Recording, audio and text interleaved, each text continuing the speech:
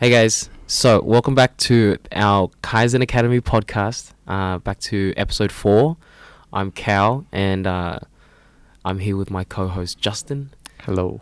And today we're here to talk about. We just wanted to talk about. I feel like we've touched on these ideas quite often through like the previous episodes, but just dedicate one full episode on just like talking about habit building. I guess, generally speaking, why is it so important for HSC students? We'll try to package it in the context of HSC students, but I guess why is it so important, and just from our experiences, what are some of the important habits that we've found helpful, or whether it's like our personal experience through HSC, or I guess in retrospect, what were some of the really important habits that we found helpful in the HSC or for a HSC student, and then any final tips just to kind of help the beginning habit builder kind of get along with it. But yeah, we'll start off with just I thought maybe it would be nice to kind of start off with a bit of motivation on like why is it so important to build habits. I think just having that little bit of incentive, just understanding why it can be so important might give people enough of a push to kind of get into it, I guess. So the first thing that I wanted to address was just why. If I ask you, Justin, why would you say recommend to your little brother or any of your students as to why should they spend so much time and energy focusing on building habits? Or what would you kind of give them in that sense? So I think the number one thing that I've found Yeah. that habits help with is the way they solve problems. Yeah. It's that habits solve problems permanently. When you build a habit to like kind of address cleaning your room, for example, right? Yeah. Your room is now like forever clean. You don't like it's not a problem that recurs. Okay. Yeah. Whereas I guess the way I was looking at it before is that this builds up, and then I just have to eventually find the time Right. to like clean out my room. And And then that's like one-time thing. it's a one-time thing, and then the cycle will repeat, right? It'll become like disorganized again, and then eventually it just becomes like another task, I guess. Yep. Of like, oh, okay, I've got to set it aside like all this time Oh. to clean my room. Yeah. Whereas if you make a habit of it, right, it's like every Sunday I'm gonna do a little bit of cleaning, or like every day I'm just gonna like clean like I don't know one section of my room. That problem is forever solved, and it's not even a conscious thing you do. You're right. When it becomes a habit, it's just Yeah. like automatic. Yeah. It's just something you do, Yeah. and hence you don't have to think about it anymore. It's Yeah. no longer a problem. Right. Automating that process. Automating that process. Yeah. So like in terms of going to the gym, for example, Yeah. just say like, oh, summer's coming up, and I then, need that help actually. Yeah, I need to cut like my weight, Okay. or for whatever reason, or I want to bulk. Yeah. Right. The way I looked at it when I first started going to the gym was, okay, I've got this like 8-week period where I'm just gonna like nail down gym, and then maybe I'll stick to it, and then like it works, but then afterwards it just everything falls back into disarray, and I've got to go back into that mindset again to Yeah. like get back to that level of fitness, I guess. Yeah. And it's like a constant battle Yeah. where I'm like, okay, I'll spend a little while like doing it, but then it will just fall apart. Yeah. So Yeah. it's that problem is recurring. It's a temporary solve, the way Yeah. I was looking at it. But when you look at it in terms of building a habit, right, it's like, okay, every day I'm just going to go to the gym for like, I don't know, half an hour to an hour. It doesn't have to be too long. Yeah. But I found that to be a much better Sustainable? way, much more sustainable, and it's Yeah. much more effective. Yeah. Because when you take the focus off of the actual end result and place it more on the process, you don't care about how long it takes, right? It's like Yeah. it's just on the background. Like Yeah. I just go to the gym, and Yeah. then 5-6 months later you're like jacked. Right. Whereas if you're focusing too hard on the end result, Like the outcome, like setting On the- these on the like hard outcome, goals for yourself. Yeah. setting these Yeah. hard goals for yourself, and you're just constantly going to be like checking on your progress, like every like week, and be like, I haven't made progress, and then like you'll just lose motivation So much after like 2 disappointment. months. Yeah. Whereas if you put your focus more on the process Wow. of building the habit, Yeah. Yeah. the results come naturally. Yeah. That makes so much sense. I feel like something I kind of like stumbled upon as well was just like how when you're building habits, like try to avoid focusing on the outcomes. Like that's not really like how you kind of structure yourself in that sense. But yeah, I need a lot of that help actually right now, like trying to get back into just going to the gym. So I guess I should approach it more like I guess how have you been thinking about it? it's at been the like, moment? oh, I need to lose like this amount of fat, or I'm trying to gain this much muscle, and it's like that's it. Yeah. So instead, I should be like, I want to build this habit of going to the gym however long you want. So like 3 times a week, or yeah. I prefer every day yeah, because I feel like that's the fastest way to build a habit. yeah, It's much easier, to be honest, to build a daily habit than to build a 3 times a week habit, just because that's so irregular. yeah, true. Wow. Okay. So maybe I just got to think about it like slightly differently. Just So in the context of like, just say student studying, right? right. Okay. Yeah. Sure. The way you should think about like your work isn't, okay, I've got exams coming up, and then let's put in all this effort to get over this hill, and then you've got to redo it again and Yeah, redo it again yeah. whenever exam periods come up. You should think of it as a constant battle of building a habit of studying, because if you study 2 hours every day, you're going to smash your exams. But if you're very inconsistent with it, where, okay, when there's nothing coming up, you don't really study at all. Yeah. But when exams come up, you study like 5 hours a day or something. Yeah. It's always this like huge undertaking, Yeah. and you will like really burn yourself out.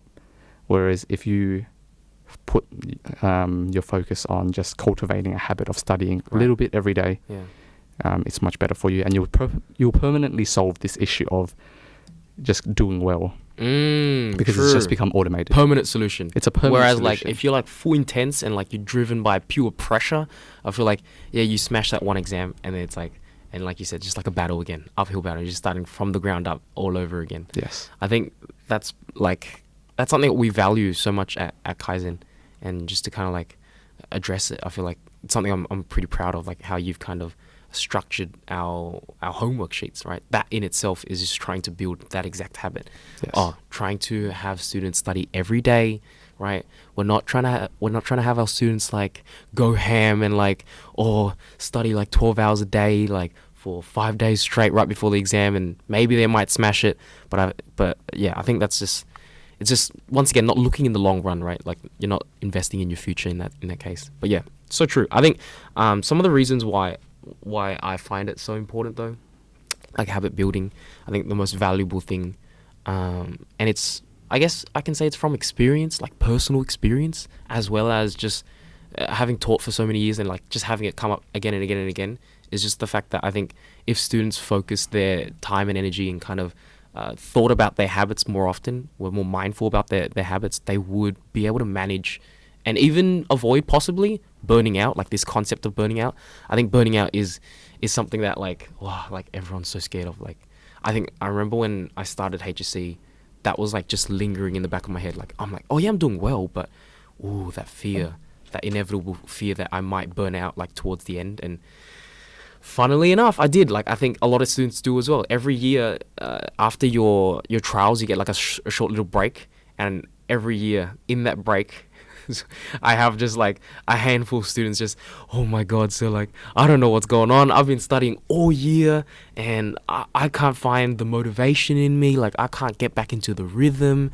And I think if they understood that really they haven't I think like when they get to that point, a lot of them are just like, I'm just so tired. Like I'm burnt out, and then they label themselves burnt out student. But I think in reality, it's just you've lost this habit, and you just need to be patient to work towards building it up again. Because I guess if you understood that your habits are much more delicate than what you realize, I guess like you can work on your habit for like the whole year, and then take a good 2-week break, and you're gone. Like those like study habits, they're like kind of out the window. I've actually got a counterpoint to that. Oh, really? That I wanted to talk about later on. Yeah. But I'll leave that hanging. Okay, for now. okay. I'll leave that hanging for yeah, now. okay. So from my experience though, Yeah. it's just like these students, like I guess from what I see is just like they get burnt out, and or from my experience even, like I got so tired, or I thought I got so tired. I guess I was just running off pure adrenaline and pressure, just like I have to do well, and just like killing it. And then like when I started up again, I expected myself to like, say after the 2-week break, I expected myself to go immediately jump back into it and like immediately resume at the same level of studying as before. And because I didn't, it was extremely demotivating, and I didn't understand that, or maybe I just had to take it slow and kind of build my habits back up again. But I was just immediately kind of like shocked by that just like, oh, I've been working so hard, and where'd all that hard work go? And I guess without that patience, I was just like, it was really hard for me to get back into it. And I think a lot of students kind of run into that issue quite often. But yeah, I think that's one of the main things. I think, right, from personal experience, I think and just what I've been able to kind of talk to them about is just if they kind of focused on their habits and thought about how they study in terms of habits, I think they might be able to manage and like kind of not burn out, just completely avoid it if possible. Yeah, I think it's a nice way to just avoid it. But yeah, that's like generally speaking like my one of the biggest reasons as to why I think it's so important. Besides that, I think both of us can agree on this one though, is just like, wow, it's so important to build habits just for the future, because as you like leave high school and like you lose all this structure where people tell you what to do, and there's always a pressure for you to do things. You lose that pressure, and if you don't have these habits built properly, I think you just completely fail. Just like my first few years of uni, just terrible, just because I think I was so used to having someone tell me what to do, having so much structure, so I didn't have to actively think about my habits, I guess. And so like everything was just done through external kind of sources. Like, yeah, teachers told me what to do.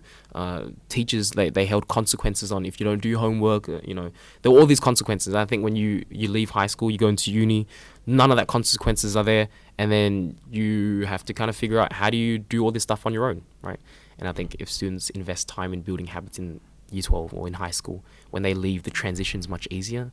A lot of people, I think, talk to anyone and they're like, oh, uni transition's so difficult. And I think that's one of the reasons why it is so difficult. Like, because you rely too much on these external like systems, institution almost. Yeah. And force you to do work. Right, exactly. And you're not able to find, I guess, internal like discipline or like motivation. Yep. Yeah. And I think a lot of that can be not fixed. Oh, I guess so. Yeah, I can say fixed with just building habits. Just because within like the last few years, like the last year, right? My 2019, 2018, I started like building proper habits of studying again. And because I thought the first few years I wasn't doing well, and I was like, wow, uni's so hard. And I just thought to myself, it's just not for me. Like, it's because I'm learning stuff that I don't care about. But really, it's just I had terrible habits. Like, I had no proper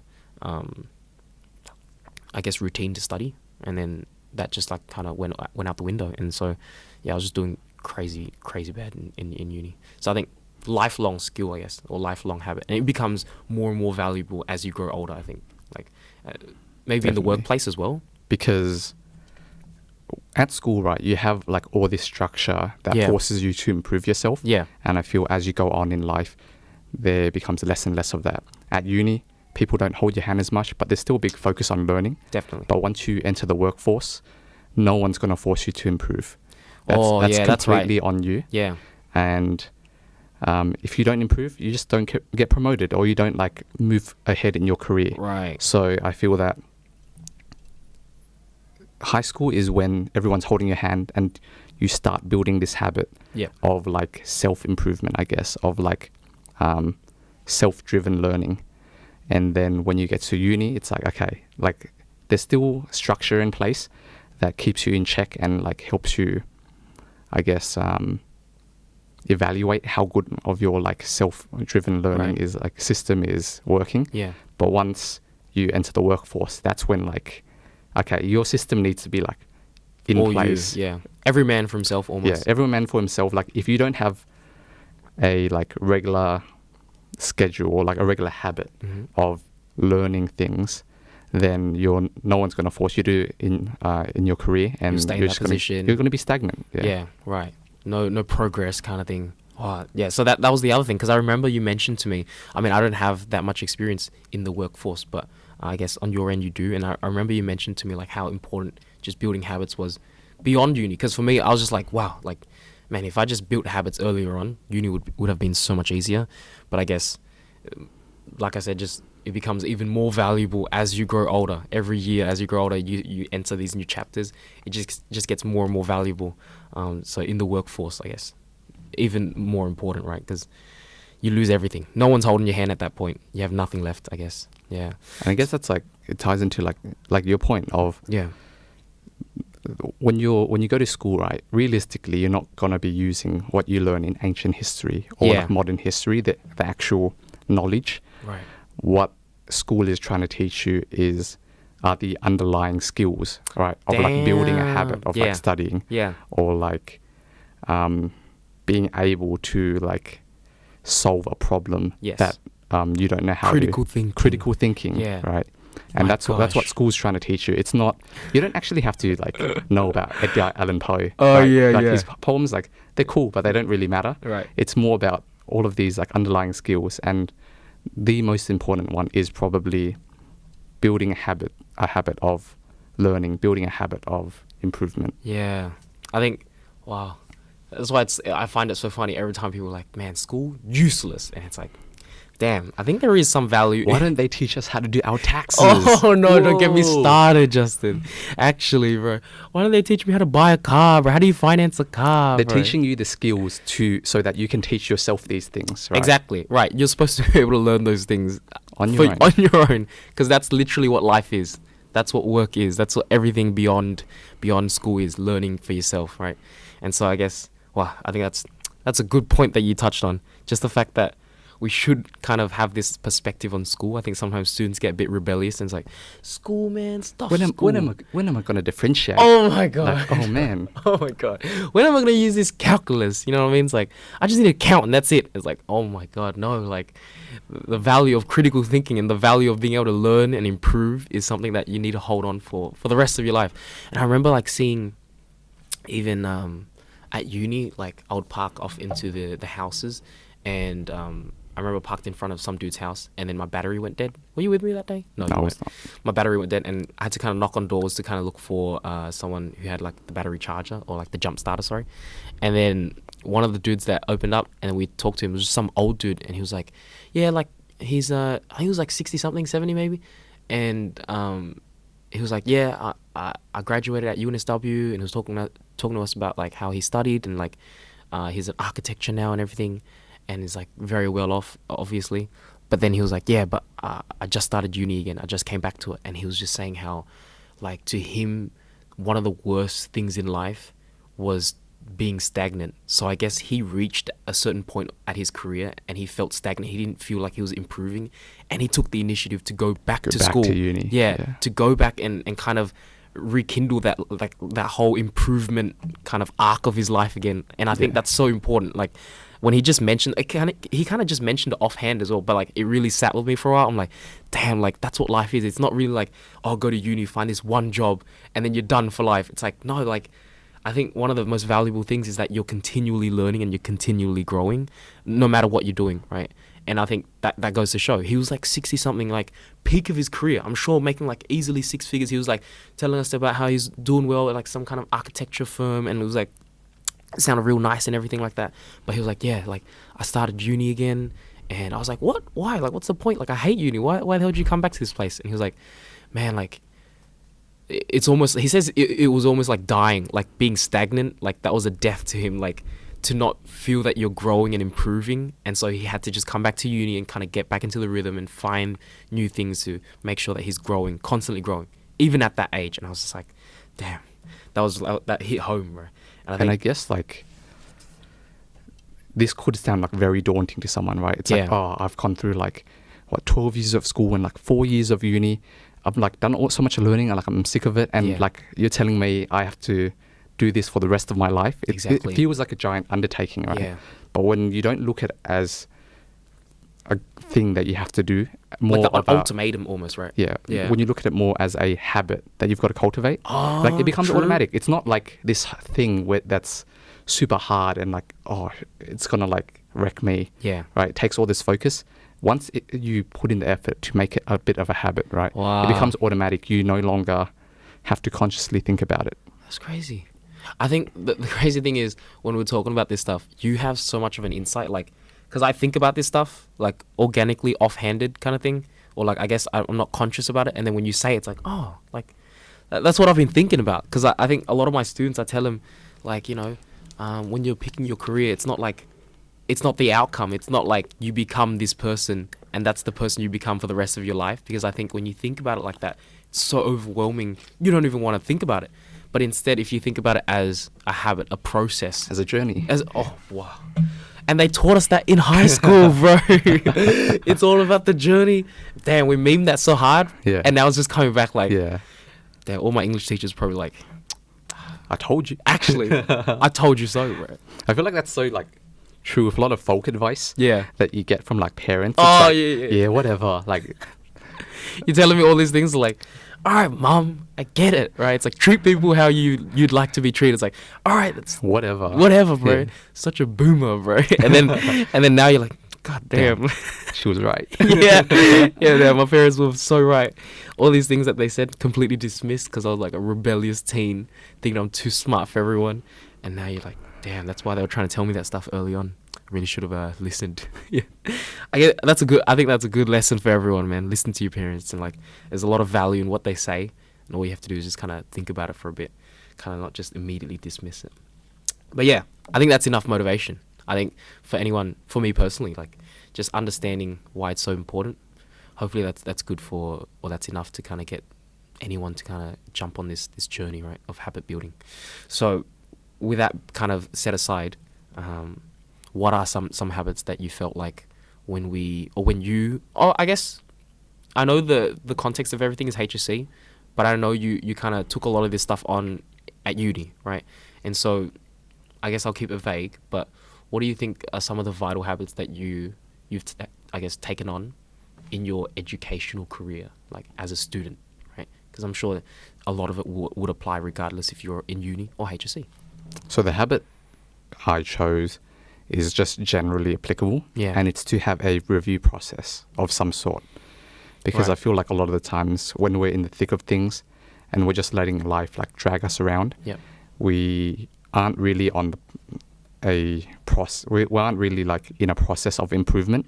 We're just doing whatever and taking the time to sit down and think about what has been going well, what hasn't been going well, and purposely like scheduling or like planning out how you're going to improve your life Yeah.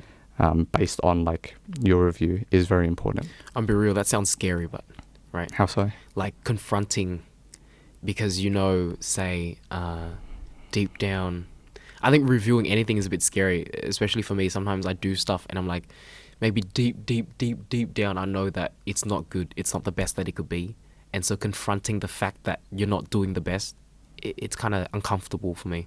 You know what I mean? Like, so when you say like a reviewing process, I get it. It's like it's important to have that, but how can I actually get started in doing that stuff? Like, what are some of the actionable things you think? So a very concrete one, and I think the best review process is probably weekly. Yeah. So like every like, I don't know, Sunday, just sit down, take the time to sit down and just think about how your week has been, right? And I'll just leave you guys with a couple of like simple questions. Yeah. Which is, what were your top 3 wins of this week? What were the top 3 things that caused you the most problems?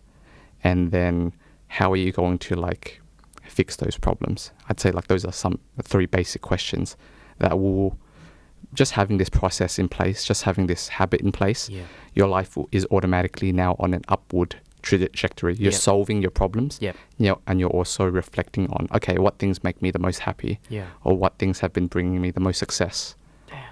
I think for me, that's kind of like, because we talked about our resolutions, right? And I think there was something very like, cathartic about just looking back in 2019 and what did you do well, what did we do poorly, and how can we improve? But instead doing that on a weekly basis, you're saying. So I think, wow, that's true.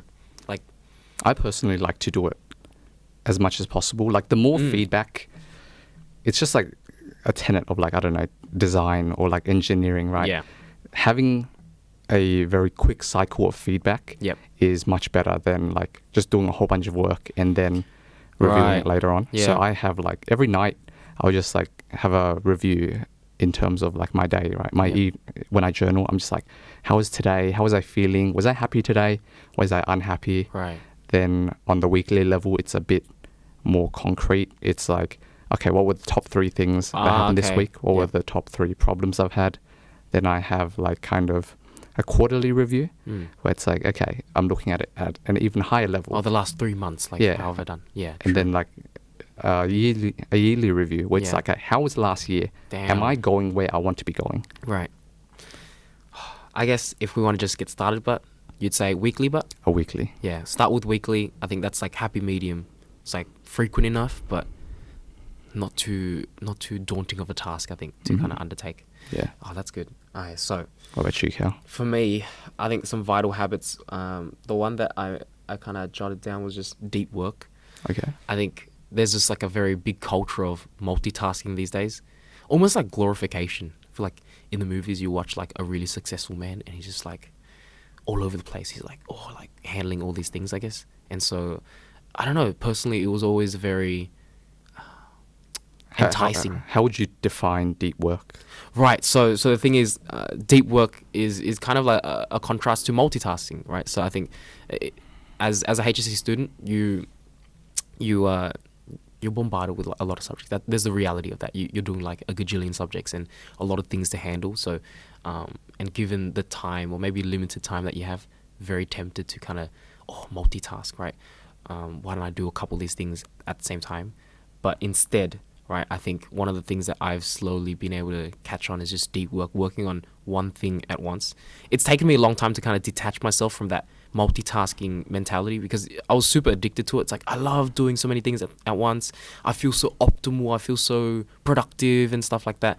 And then if I didn't really think about it too much, it's like, yeah, I got some work done. But the moment I sat down and like really thought about how much work I got done, it wasn't that much, right? And so I think deep work is just focusing on one thing, right? And just kind of straying away from multitasking.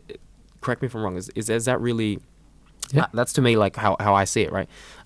Deep work, just making sure that you focus on one thing. And I think it's especially important for HSC students to understand, I guess, the detriments of multitasking and how it can like destroy just your ability to learn things. Because I think... You're constantly like context switching, right? Yeah, right. It takes you a little while to like ramp up and get into that mindset Yep. of whatever you're doing. Just Yeah. say like you're doing maths, Yep. and then you spend like, I think it was like somewhere around half an hour Yeah. to like get into that zone of Yeah. like thinking about maths, and then you immediately switch to something else.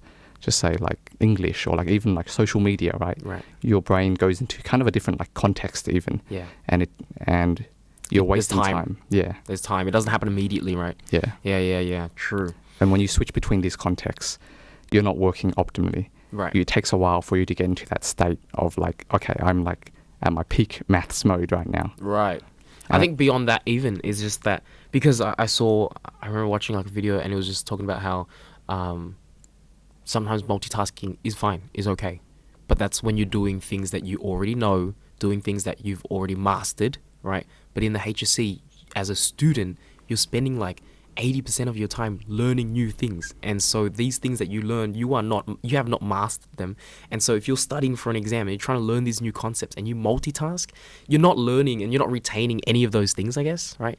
And so, yeah, it's like, I remember in the video they used an example of like cooking. It's like, yeah, when you're cooking, if you've mastered like a recipe, it's like, yeah, that's okay. You can multitask, like cook this thing and leave that on while you're doing that, do this over here and whatever, and juggle a lot of things. But when you're learning, and I think this is why I guess it's so important for a HSC student, because the whole year is all about just learning all this stuff and making sure that you actually retain it. I think if you multitask, you destroy your chances of actually retaining a lot of the stuff that you learn. And I guess it's just a no-no, right? Just not good at all as a student. Have not found it very helpful studying, learning new things. You want to make sure that whatever you do, you're laser focused on that one thing. And I guess some things to actually just, because I guess I can just say don't multitask, right? But I think for me personally, been using more Pomodoro apps. I didn't use that back in high school just because, man, I was just running off pure like pressure and like I didn't really build any proper habits. I was just studying off like, yeah, just off pressure, like, oh, if I don't get this done, I'm going to fail or whatever like that. But now I'm using more like Pomodoro apps, and I think those things... Pomodoro apps are just these like 25 Right, minute sorry. timers. Yeah, timers, essentially.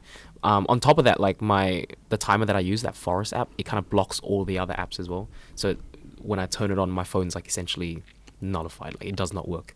And I find that really helpful. It's like, okay, I turn it on, and it's like, I have this one task at hand, and I just kind of go for it. So yeah, those apps, those kind of like productivity apps, Pomodoro apps, they kind of help you, definitely help you remove distractions, but at the same time, removing the distractions, it kind of allows you to just be one with the task at hand and like not worry about other things, I guess, right? And I think like another danger with multitasking is that it feels good. Oh Like yeah. when you multitask, you kind of get like a dopamine hit. I think every time you do like the simple tasks That's what, yeah. of like whatever things that you're working on. Yep. And I think you tend to avoid things that are difficult. So as soon as you hit a difficult part of like a task, right? Yep. Just say like you're doing your maths and then you do all the easy questions and you're getting all this dopamine, and then you hit a hard question that you can't do. There's a big temptation to switch over to English Yeah. and then do the easy stuff, and you never get to the hard stuff, Right. and hence you're not like learning effectively. Tying into like what we mentioned like last time, or what you said last time about just doing what makes you uncomfortable, right? Because doing difficult things, doing what makes you most uncomfortable is where you have the most to learn. Right. Most improvement you actually find there. No, so that's super important, I think, in the context of HSC students, right? And all of this just kind of ties into each other. But yeah, for me, just making sure that you get away from this, and like we said, a lot of dopamine, and it's like very tempting, it's like very satisfying sometimes when you multitask, you feel all that, feel very productive, but really recommend HSC students in general, just if you're trying to learn something or when you're studying, make sure that you focus on one thing, right? Get into this deep work kind of mentality. Yeah. And then beyond that, I think what I can accredit my success to in high school is just sleeping a lot and just having much stronger of a sleep habit than I do right now. Okay. So I think that habit just, wow, being able to sleep. I just slept so well back then, just very on time. I guess it was a lot easier because in high school you have a lot of structure. School ends at this time, right? And then you go to library until this time. Now in uni, it's like, bro, I don't even know when uni starts. You know what I mean? Like uni does not have a, 9 a.m. we open, or there's no like, 3 p.m. we're closing, all the teachers go home. It's like, Everyone come here at this time. Yeah. Everyone leave at this time. yeah, no, exactly. So like such little structure, and so like that's just bled into my sleep habits. And I think one of the things that I'm struggling to get back is like a proper sleep schedule, and just something that I found gave me the edge. Definitely gave me like a competitive edge back in high school, like just sleeping so much compared to everyone else. And why did it give you an edge? Man, I think I had one exam, and that was like the one exam that really solidified that the importance of sleep in high school for me. And I was like, I think that one exam, I think it was like a 3-unit exam, and it was my first 3-unit exam, and there was a lot of these pressures where, oh my god, it's the first exam that counted to my HSC, and like that pressure in itself really like got to me. It rattled me really hard. So the night before, I laid in my bed and I just couldn't sleep, and I went through the cycle that everyone goes through. It's like, oh, I have 4 hours of sleep now. Oh my god, I have 3 hours of sleep. And you just start panicking, and it's like a negative cycle of just, and it compounds, right? And you're like, all right, I'm not sleeping. And I got maybe like 3 hours at night. Yeah. And by far that one exam was the worst. Like I was like, I studied prior to that weeks, and I was like very confident with all the content, I guess, but that one exam, by far the worst exam I ever had in the HSC year. And just from that experience, I was like, yeah, like never again. Just, I think in terms of maths as well, I find myself making so many silly mistakes. Like silly mistakes is just a result of not sleeping. And anytime I sleep enough, it's like, even in uni actually, like some exams where like I know I'm about to fail, or like I might go in with like the worst mentality. But I remember in uni, like I had this one exam, super hard. I was like, damn, like I didn't study enough for it. But then the night before I got really sick, so then I just fell asleep, and I had a good 8 hours, and I did decently well. I was like, what the heck is going on? And like I didn't know much, but like I was very calm in the exam. Like I had enough sleep, and I wasn't rattled. So when I woke up and I came to the exam, like while like I didn't know every question, it's like I had like the capacity to think about it properly, and I think take things slowly. And I think I really did well just because I didn't make any silly mistakes. The questions that I did understand, I did them very well. And I was just like, that really shocked me, because that one subject, I was like, dude, I'm going to fail. Like, I remember like I got so sick that I emailed my lecturer as well. I was like, oh, like, I don't know if I can make it tomorrow. And he was just like, do the best you can, come in. And then I just fell asleep and I had a nice 8 hours of sleep that night and changed my life. I was like, whoa. Damn. So it's something that I think is so important. Sleep, just getting enough sleep. Yeah. For me personally. And I guess, how do you have any tips on how you would build this habit of sleeping? Man, I have not remastered it, I guess. So I have very few tips right now. But last year I did go through like a phase where I was sleeping well. And like, it's almost like kind of what we said about how we use the New Year's as like a trigger to start something new. What I tried to do was, like, if I was really tired that day and I got home and I knew I was tired, because I knew, like, for that period, I remember I was like, I want to start sleeping early, waking up early, going to gym like 6 a.m, whatever. And so, like, I'd get home at 8 and I was like, that one day I was super fatigued and I got meta about it. Like, I realized, oh, I'm tired, which I'm not very tired usually, like, at this time. And so what I did was I just went to sleep. I just went straight to the bed. I know it's disgusting. It's like, did not brush my teeth. I didn't wash my face, anything like that. But I was like, I need to take this moment, leverage this moment, and go sleep straight away. Yeah. And so I just went home, turned off all the lights, went straight to bed. And just knocked out. And then the next morning, woke up at like 5. I was like, this is amazing. And then I got started with my day. And then that's how my schedule started. Okay. And I did well for like a good 3-4 weeks. And then, yeah, definitely uni got in the way. Definitely some flaws in how I built that habit, and then I kind of lost it. But I think that was the one reason why I think I got into it. Just, I was like, oh, I'm tired. And any day where I feel tired, I'm like, that's it. I can't distract myself. Oh, you know what? I get home. A really bad thing that I do is just, I get home, I turn on my computer immediately. And that one day, I was like, I'm tired.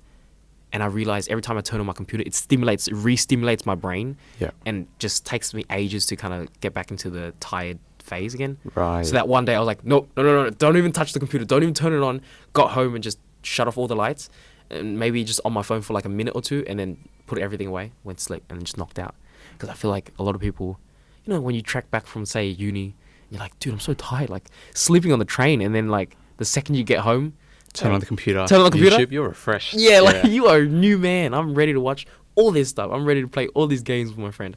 Yeah. A tip that I would give, like, in terms of like building a sleep habit, is like, basically that is to turn off all electronics 1 hour before you are gonna go to sleep. Yeah. Because I think there's 2 reasons. One, there's like that whole thing about like blue light, right? Oh yeah. Like that's when right. you've got like blue light, it's kind of. Now we have like this night light thing. Yeah, it's like similar to like sunlight, and then like your brain thinks it's still day, so you want to stay awake. But I feel like that's not even the bigger reason. Yeah, I don't think that's a big deal, to be honest. The bigger reason is because it's too entertaining and your mind is too stimulated. Yeah. Like watching YouTube is too fun. Or like playing games, like your brain is just like talking with friends. Talking with friends, like it's just too stimulating, and you don't have that chance to wind down. Yeah. So when you do take 1 hour to turn off all your electronics, and just take that time to like brush your teeth, like do some light reading, like really just bore yourself, and then you'll go to sleep. Yeah. And that's true. 2 other pieces of advice I would give, mainly to myself, to be honest, because I struggle with sleeping, is I found that exercising in the morning specifically is very helpful for me to be tired at night. It's not that great. Yeah, like when I've exercised at night, I feel like there's a period right after exercising where I'm more awake. Yeah. You're like kind of switched on. Yeah. I don't know what it is, like. I think the physical activity, it just kind of wakes you up. Yeah. Yeah. Yeah. And then the third is to not take midday naps, which is something I really struggle with. Yeah. True, that's true. Definitely. Sometimes take a midday nap, wake up at 8 p.m. and you're like, damn, I guess I'm not sleeping tonight. Yeah. And you're just like, you're gone, bro. You're going to like, the next time you feel tired might be like 4 in the morning or something like that.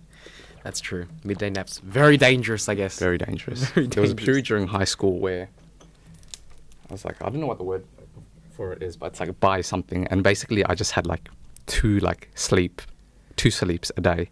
Like it wasn't. I don't know. I'm just pulling Yeah, it. kind of like that. I guess. Yeah, something like that. It's like it wasn't even like a nap and then a sleep. It was straight 2 up sleeps. Like 2 sleeps. I had like 5 hours right after school, Right. and then like 5 hours from like 2 a.m. to like 7. Yeah. But do you remember, like, I remember some of our friends in high school tried like a radical sleep schedule. That's stupid.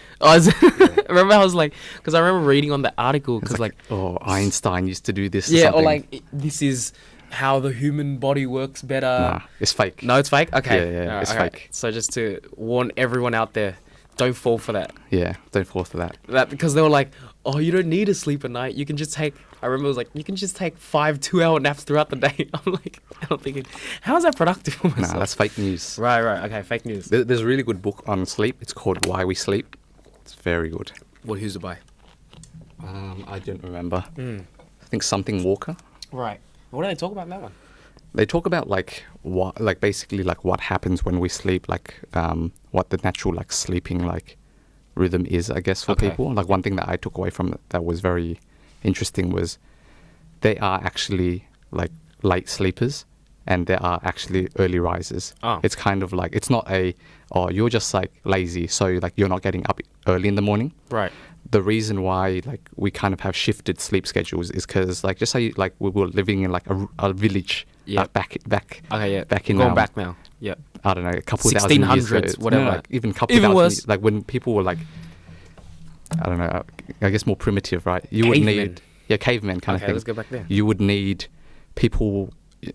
You want to minimize how long everyone is asleep, right? Danger. Yeah, danger. Because if everyone is asleep, then More prone to dying. You're more prone to dying. Yeah, if straight up. You just get attacked, right? Yeah. And that's why you have, I guess, half of your population who have a bit of an earlier sleeping schedule, so they wake up earlier and they can kind of keep watch. And then you have people who tend to sleep later, and they can keep watch when So it's the our first group is asleep. ancestry is just split into two groups, I guess. I don't think it's that discreet. Oh, I think it's okay. more of you have a tendency to Right. sleep earlier or later. Okay. And there's probably I don't know, a range, right? Yep. Ah, right. Was there a time range though? Because when you say early, what did you mean by early? And was there a number that they put to it? They didn't have an exact number. Right. Okay. I think so just comparatively, some are earlier. yeah. Oh, okay. Because I'm wondering, am I an early waker? I don't know. I think the book actually had a whole section on how to find Damn. what Okay. or what you are. Yeah. I'm not sure though. That might have been Might be a a different book. questionnaire. No. I have no idea. I'll have to check it out for myself. Yeah. But that's true. I gotta think about that because I think personally I have. Oh man, I feel like you say you have issues sleeping. I think I trump you there. Yeah, My okay. sleeping is just not to brag about my issues, but yeah, I think just damn sleeping issues or just sleeping right now is just so hard. Okay. And I always just yearn back to year 12. Man, I slept like a baby back then. We should have an episode on just sleeping. Okay, yeah. We'll do that at some point. Okay, that's true. Yeah, I feel like there's so much to unpack in just so in that much, one moment. yeah. Okay, so we talked about why it's so important, and then what were the habits that we kind of mentioned? I said deep work, I said having a review process. right, and then sleeping. Sleeping. Sleeping. We touched on sleeping, but so much to talk about for sleeping. I And guess- so now that we've wrapped up that, let's actually get into I guess the majority of, or I guess the most important part of this episode is just what are some of the tips that we found most helpful when building habits. I think just any help that we can kind of relay out there, anything that we found super helpful, any tips or tricks, I guess, right? And so for me, when building habits, I guess, when building habits, one of the biggest things for me by far is just environment. And I think students need to take environment more seriously, I guess, or in that case, just because, I mean, with from back when I was in high school, HSC year, I would go to school, at the end of school, go to the library and study there. And once the library closes, I'd go home and then just kind of chill, right? And I kind of I think that was really helpful because I built this habit of understanding that at home, I don't get any work done. Because I could very, very easily just go home and then tell myself I get some work done, or expect myself to get some work done, but realistically get no work done.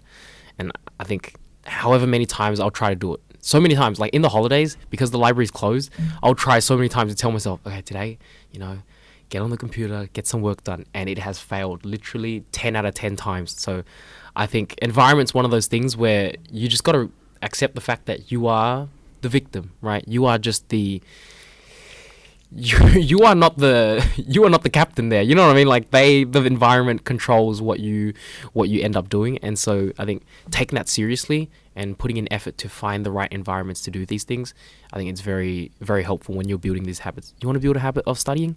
Man, go to the library, right? Don't make it 1,000 times harder for yourself by staying at home and immersing yourself in this environment where playing games is like super, super easy, right?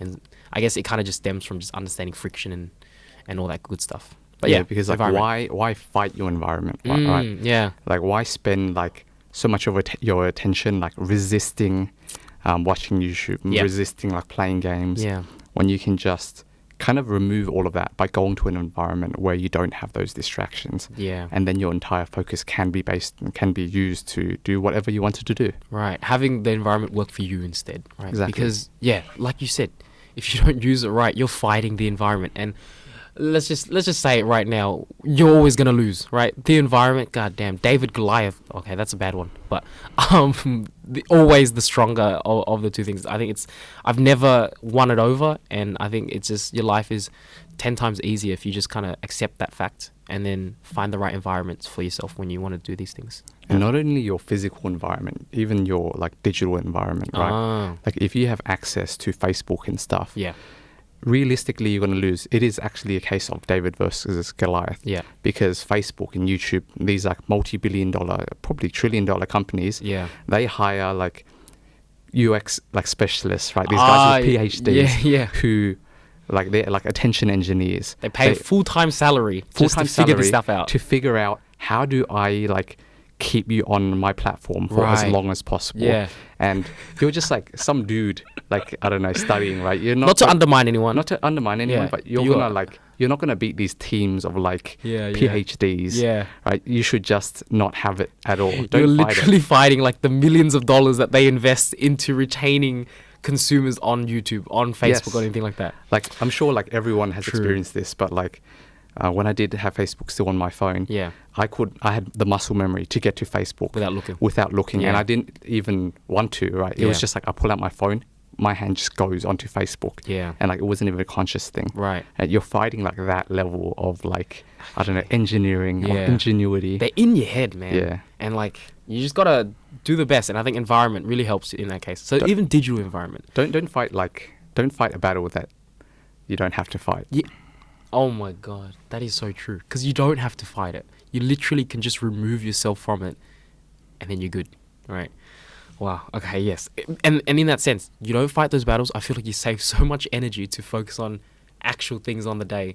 Instead, I feel like a lot of times at home, if I ever want to get any work done, it's literally 8 hours of me fighting the urge not to go on Facebook and YouTube, and then finally at the end of the day, maybe doing like an hour or two, and I'm like, damn.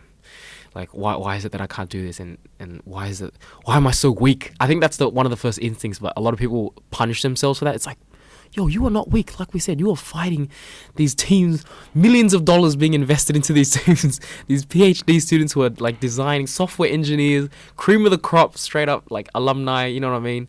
And so, yeah, you are not weak, right? You need to They're just too strong. You just pick your battles, you know? You don't have to fight that battle. And I think coming to the library made it so much easier for me to study. Just, I'm here. Beyond the fact that I'm removing those removing those temptations and adding literally so much friction. It's like, what better friction can you add to going on YouTube by literally not being at home? It's like, you straight up almost have no access to it, right? But I think at the same time, the environment is important in a sense where you surround yourself with the people of like the same mindset. Like everyone's like-minded here to study. People. Yeah, exactly. And so I think coming to the library, seeing everyone else, that in itself, I think was a benefit of the environment, right? Just like a byproduct of just being here, being in the right environment, as opposed to going home. No one, right? You go home and like by yourself. There's such little like, it's just not the right environment, right? In that sense. So yeah, I think environment in that case, super important, and one of like just the trump cards when building habits. You need to take that into account. Yeah. Environment over motivation. Any day. Yeah, actually. One thing that I wanted to bring up is one way that I found like super helpful. Yeah. That you can kind of do yourself, or not entirely yourself, but is to make it more painful to not do the habit than to Yeah. do the habit, right? Yeah. So just say you wanted to start going to the gym. Yeah. If you just berate yourself and tell yourself, okay, just go to the gym, Just right? go. You're just gonna like let yourself off because you are you. But what is extremely helpful is to find what's called an accountability partner. Yeah. And then what this guy is, they're basically just your personal like coach. They're your drill sergeant. And the way I've done it before is to force myself to come to the library to do work. Yeah. Because when we started this business, I don't really have a boss, right? So, and when I was trying to do work at home, realistically, I got nothing done. So Yeah. what I started doing was telling my friend, if I don't come to the library and send you a photo Yep. of me doing work by 10 a.m., Yep. I need to send you $20. And that is, let me tell you, it's so motivating. That is right? painful. That You is will- ultimate pain. You will jump out of bed straight away. It's like, Yeah. oh man, I've got like an hour to get to An the hour library. before I lose this $20. Yeah. Like other ways you can use this is if you wanted to start going to the gym, Yeah. right? You can tell your friend, okay, I need to send you a picture of me at the gym, like, Yeah. I don't know, 3 times a week, Yeah. every day, whatever you want. Otherwise, I owe you $50. Yeah. And that is just a very like quick and easy way for you to generate your own motivation. Yeah. And I think that's kind of like why building habits in high school is so much easier, because you have all of these external sources of accountability, or like people that will hold you accountable, your teachers and all that stuff. So I found myself, I guess, building habits super easy. And now the biggest struggle with building habits is just because anytime I tell myself, I berate myself to go to the gym, I'll just kind of give myself a pass because it's me, right? So I think a really big takeaway from that is just making sure that your, I wouldn't say motivations, but you have these external sources of accountability, right? And the accountability is not just in your head, like, oh, I'll feel bad if I don't go. It's like, nah, that's not good enough. Like, you're gonna have a hard time building these habits. Yeah. So in the same sense, like you said, just like emulating almost like your experience back in school, emulating like the structure and like emulating having a boss. That's essentially what you did, right? Like, oh, if I don't go, I have to have like a greater consequence beyond this, or else you're not going to be doing anything. It's got to be more painful to not do it than to do it. Yeah, right. And I feel like this is a good litmus test to, I guess, even see for yourself if you're actually motivated. Yeah. If you're actually like About that really, life. really Yeah. about that life. If you're Yeah. really going to do this, right? Yeah. Because you can tell yourself all day, like, oh yeah, like I'm going to go to the gym this year. I'm going to like force myself, right? Or I want to get healthy or whatever Yeah. like that. Yeah. If you really want to do it, set this up, set this system up. Like, it's like we were talking about before.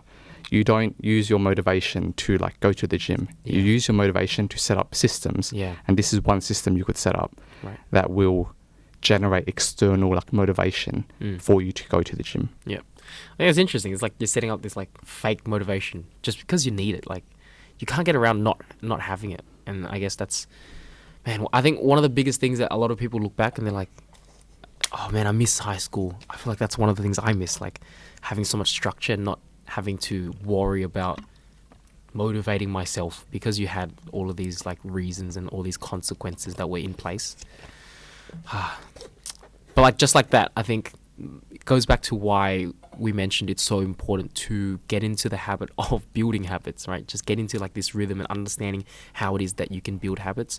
That skill in itself, it's just so important. The second you take away these sources of accountability, you take away the teachers, you take away all of that stuff, all that structure that you have in high school, it just becomes overwhelmingly difficult to build habits. And if you don't have this experience, I guess, if you're not aware how these things work, man, you're gonna have a hard time. It took me like 3 years actually, like kind of come back into it and realize I need to set these things up instead of just punishing myself for not being able to do it and then not understanding why can't I do it, why can't I study, punish myself. Just a negative cycle, just nothing came out of it. And yeah, so I think that's why we advocate it so hard, just like for students to start doing this early as high school students. I actually feel like if I look back, the students that do well, if you really think about it, it's those that like actually built like good habits and like are really good at building habits and stuff like that. It wasn't necessarily the smart kids. It wasn't necessarily, oh, who's coming first, because like very clearly you can do well without actually having any habits in high school because everyone does it for you, that you have all these sources that kind of lock you down. But I think just in retrospect, looking at the the students or the graduates who've done well and continue to do well in uni, in the workplace, I guess, those who just like know how to build really strong habits and know how to effectively build habits. Far superior than just being book smart, I guess, at this point. Yeah. So the other thing that I wanted to mention was super fancy was the plateau of latent potential. And I think, I have to describe this very sophisticated, like, I guess, maths behind this, but it's like there's a graph that describes this, and we have on the x-axis the habits that you do over time and how often you do it, I guess. And then on the y-axis, you have the results of the habits. So you do something and you expect some kind of results from it, right? And there are two functions on this set of axes, and one function is like a linear function, right? Just a straight line. And that linear function, it proposes that, or I guess the book says that that's what you expect from doing these things. So the linear line kind of signifies how much you expect the results to be when you undertake these habits. And then the reality of it is that and so there's a second function on this set of axes, and that second function is more like an exponential function, right? And so at the beginning, the second function is below that straight line, and the second function just represents what in real life, what kind of results you actually get. And I guess the easiest way to think about this is just like when you go to the gym.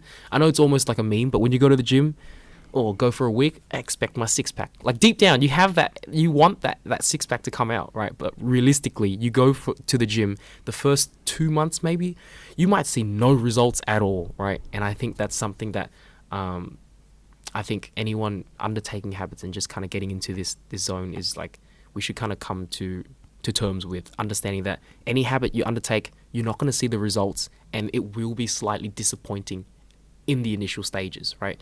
But there is a point where that exponential function kind of surpasses the straight line, the linear function, and then you'll start to see your benefits again, or the benefits that you actually see exceed what you expect out of building those habits. So I think that's super important. Just kind of like, so when you are building new habits, don't be discouraged by the short-term lack of results. Yeah.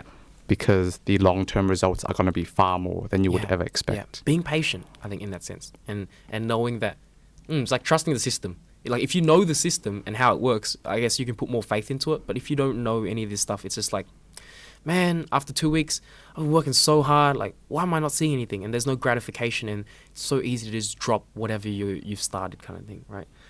So I think that in itself is super important, and it kind of ties back to what I said at the beginning about how students.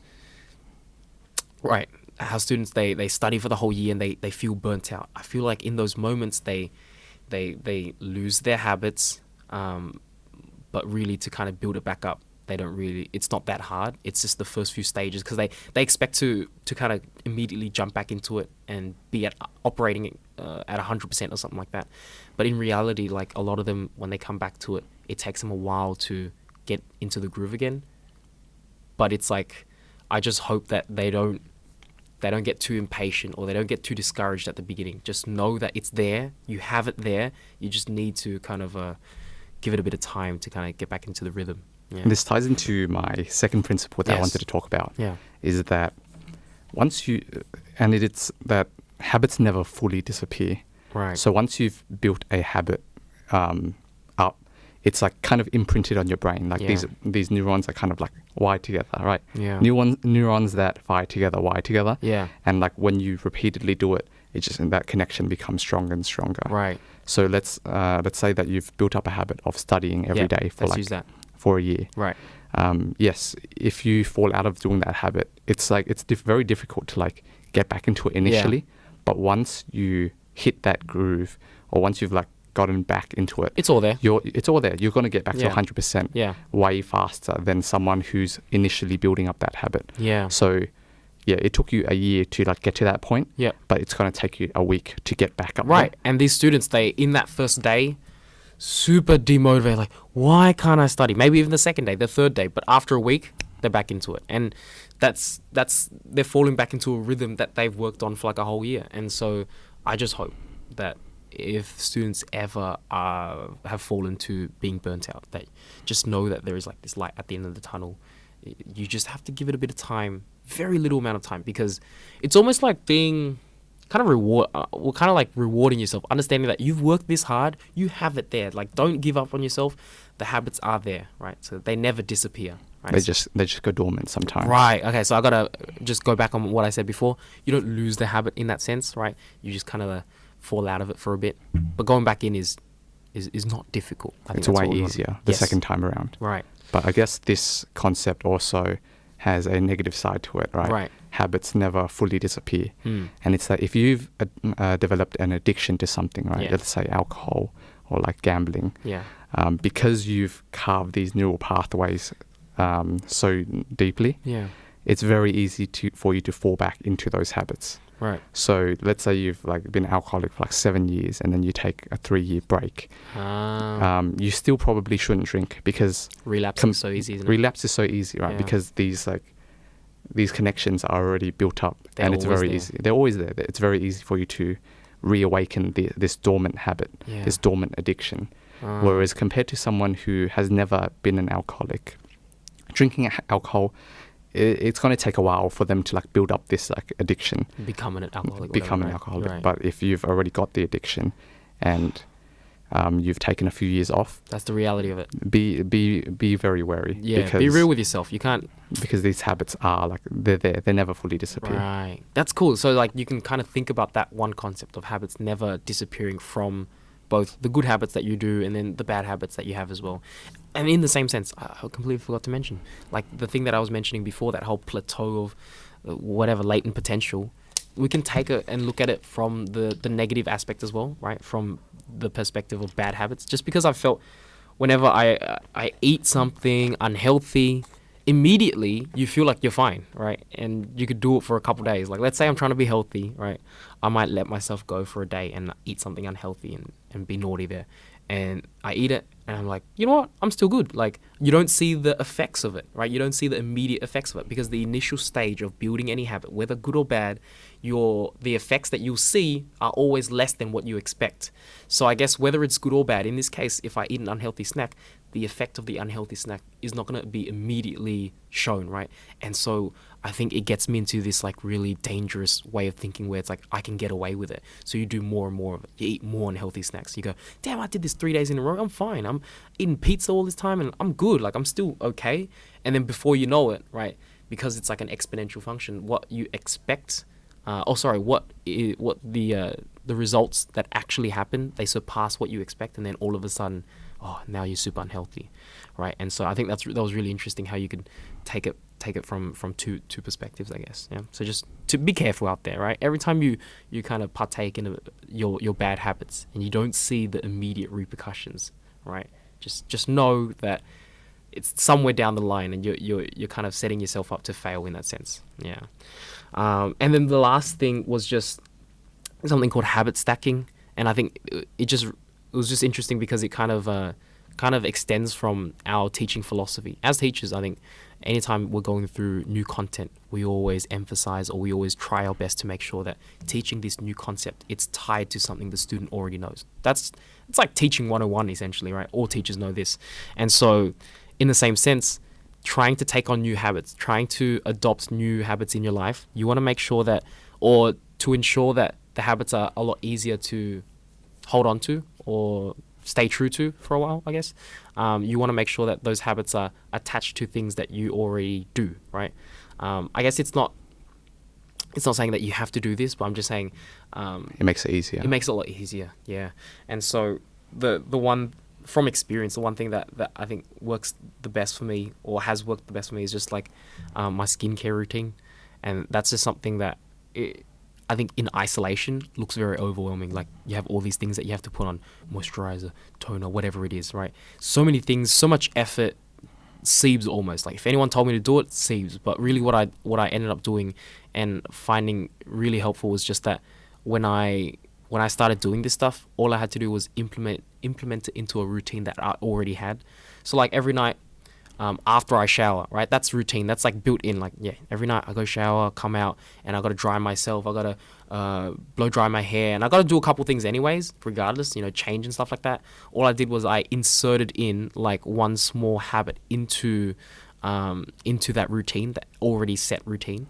And so that's how I kind of took on this new skincare routines. That's how I built on more habits in that sense, right?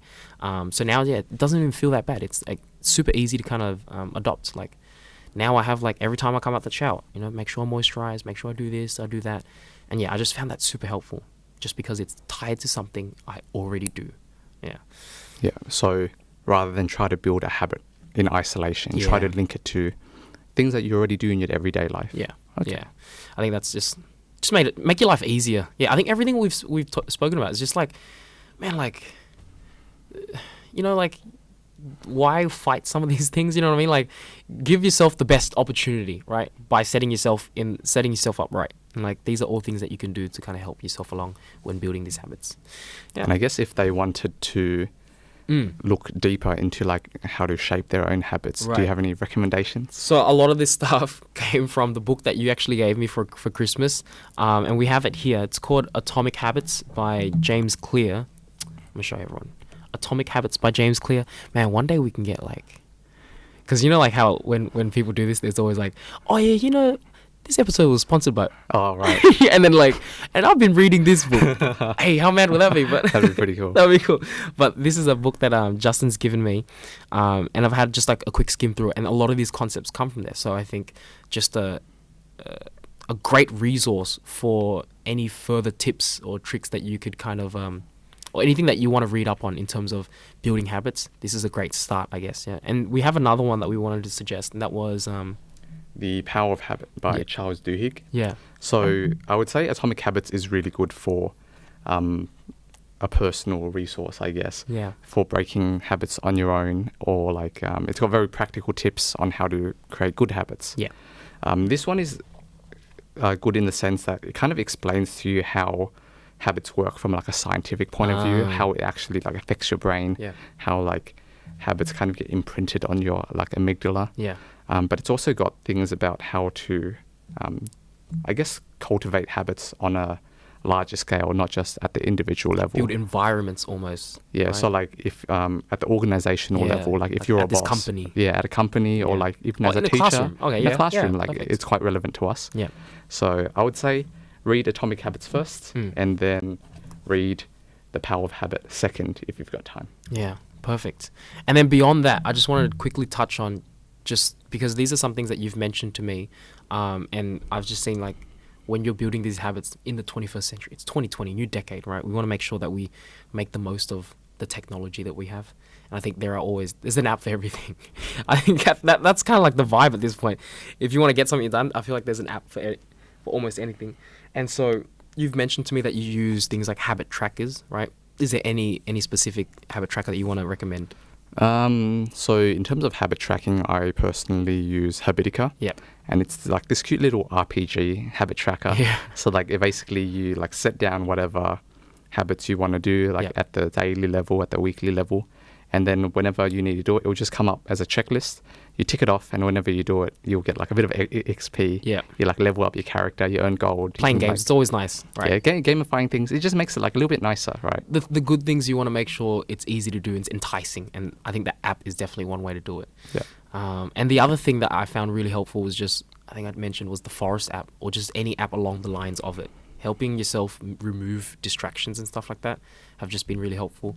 Or like you told me last time, was just like your digital environment, right? Making sure that your digital environment is free from these distractions, and kind of giving yourself the best chance to do what you actually want to do, say study, right? And so things like the cold turkey apps, and in my case, from my experience, the Forest app, you choose a tree and you set how long you want to grow that tree, and it locks your phone down for however long. And so you can't really use any of the other apps. And that's just helped me really build the habit of studying or getting work done and stuff like that. It really works. And like you get into this like ritual almost, like anytime I press it, in the zone. Yeah, it's like, oh man, sometimes like we talk about this stuff and I feel like it's like training like a dog. You know what I mean? Like training like your pet. It's like you train them, like, the process is so simple. Like you go, do this for me, I'll give you a treat, right? And then like they get used to that ritual. And in the same sense, like I've got used to Do this it for yourself. yeah. I'm literally training myself like an animal kind of thing, like a pet. So I press it and I get to see this tree grow. I'm like, okay, I see this tree grow. Now I do work. And then when I finish the work, it's like, oh, my tree has grown. And that's like my little like spurt of like a small reward, I guess, right? So I guess like the family of like apps that we're talking about are kind of things that limit your activity on Yeah. like digital devices. Yeah, right? yeah. They block certain websites, they block certain apps. Yeah. And you can set like particular times that you want it blocked. Yeah. Personally, one thing I've found really helpful is to have a block of basically all internet activity Yep. from 10 p.m., which is when I want to sleep, Man. till about 9 a.m., which is maybe about 2 hours after I wake up. Yeah. Because again, it's really hard to go to sleep when you've got all this digital distraction, Stimulation. too much stimulation, Yeah. and having an external like party, I guess, limit you rather than having to rely on your personal like Yeah. discipline is very helpful. And I also find that a problem that I feel is quite common is waking up and going on your phone immediately 100%, and being yeah. distracted for like Spending 3 hours. hours in the morning. Yeah, which is why I keep the block going a bit further than that, right? So Yeah. like when I wake up, I literally can't go on Facebook. So I'll just get up, I'll like do whatever I need to do, brush my teeth, you know, get ready for the day, do a little bit of light exercise, like meditate a little bit. And then once I'm ready, right, I can like hit the day, like, I guess in the right mindset, like Yeah. not distracted, not frantic. Yeah, no, that's super important. I think that's honestly a problem that I refuse to believe that no one else goes through. Like, man, just waking up and just YouTubing for like a good 1 or 2 hours. Worst thing ever. Biggest waste of my time. It's something I've been trying to get over. That's something I've been trying to do, just like when I wake up, turn on the Forest app for a bit. And then just so it's like limiting my phone's like ability so I can get all the stuff done. Brush my teeth, wake up and go through the morning routine, get your breakfast in or whatever. Yeah. All right, cool. So 2 books. I guess the resources, or if anyone's kind of going into this and like looking for really good resources for building habits, Atomic Habits and The Power of Habit, right? And then just some apps that can kind of help you along. Habitica, a habit tracker, or any other habit tracker, right? And then Cold Turkey, Cold Turkey. that's for Windows only, I believe. And then Freedom is across many types of devices, Exactly. so like Android, Yeah. iPhones, Just to block things Mac, out. Yeah. Windows, yeah. Yeah, perfect. That'll be it. And to wrap up for today, right? Like usual, a quick song recommendation. Song recommendation. Yeah. So and mine is go. this song called Genghis Khan Yeah. by Miike Snow. Yeah. 2 eyes in Miike. Yep. And it's just a song that a friend of mine showed me a couple years back. Yeah. It's got a very funny music video. Yeah. Okay, so Miike Snow, Genghis Khan. You're not really sure like what the genre is it? No, Like, I don't really know. That's fine. And then on my end, something that I'm just constantly listening to is Psycho by Red Velvet. Oh, yeah. Oh, just straight amazing song, right? Banger. Amazing song, straight banger, straight bop. That's what it is. All right, that's it. Thank you so much, Justin. Thanks, Cal. We'll see you guys next time.